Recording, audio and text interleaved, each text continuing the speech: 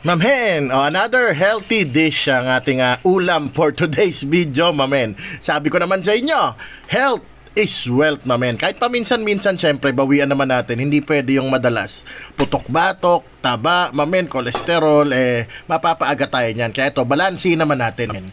Tira naman tayo ng galunggong dish. Hindi ko alam kung pangat ba to o ano ba tawag dyan, sinigang sa kalamansi na may saluyot, mamen. Pero para sa akin, rapsa. Kaya naman pagkaluto niyan, agad-agad kong tinira, mamen. Ayan, tingnan nyo naman, super basic cooking lang, kulo-kulo lang. Pinakuluan ko lang aromatics natin. Ang ginamit ko, 2 kamatis na malaking hinog, 1 sibuyas na pula, luya onti lang, at nilagyan ko ng chicken powder which is optional. Pwede nyong omit yon, asin na lang ilagay nyo, mamen. Yan. Tapos salt and pepper to taste, syempre. Ayan, tapos pakuluan nyo lang siya hanggang talagang yung kamatis mapiga. Ayan. Nilagyan ko onting suka kasi masyadong mainit yung panahon para iwas panis na rin, mamen. Onting-onti lang, 1 kutsara. Huwag ka mag-alala, hindi mo malalasahan yon, mamen. Tapos yan, mamen, dinurog-durog ko pa talaga yung kamatis para talagang lumabas ang lasa niya dyan sa sarsa or sa sabaw. At tinikman ko, mamen, medyo matabang. Sinisong ko lang siya ng salt. At goods na yan. Ito na, lalagay ko na yung galunggong ko. Mga 5 pirasong malalaki yan na hiniwa ko sa 3, pero pwede mo rin hindi hiwain. Nasa say na yan.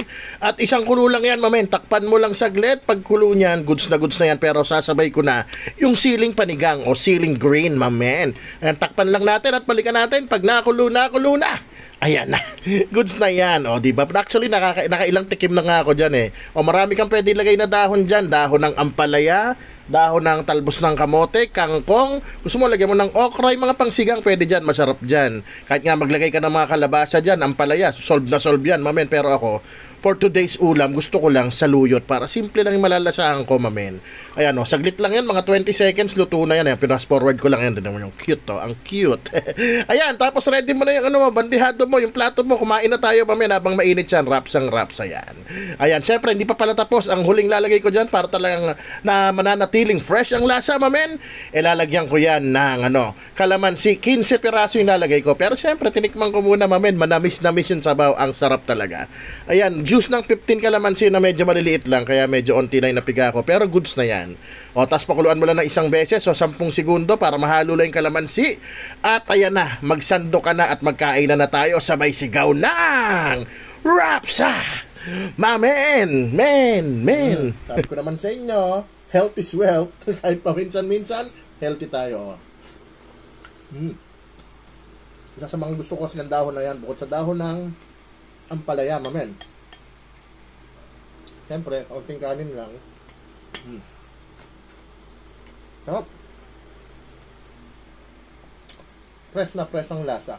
Dapat talaga ito pag kinain bagong luto. Masarap. Kaya kung mauubos nyo naman, huwag nyo nang sukaan.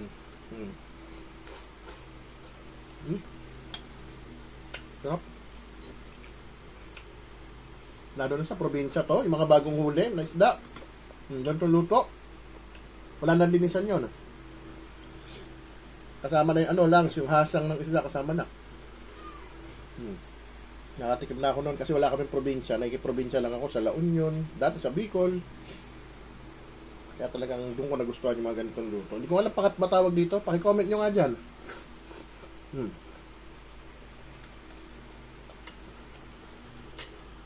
Kung may alam kayong healthy na ganitong luto, PM nyo ako, lutuin natin. Sarap yun.